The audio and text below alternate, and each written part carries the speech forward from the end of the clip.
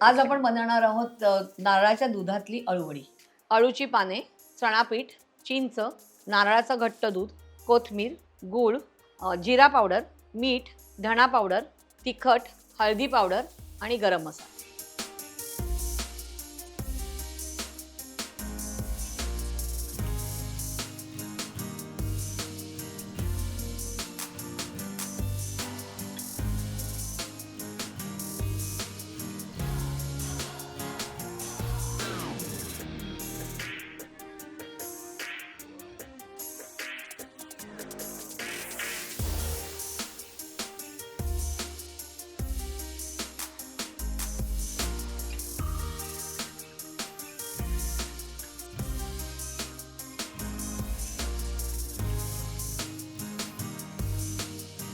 Perfect.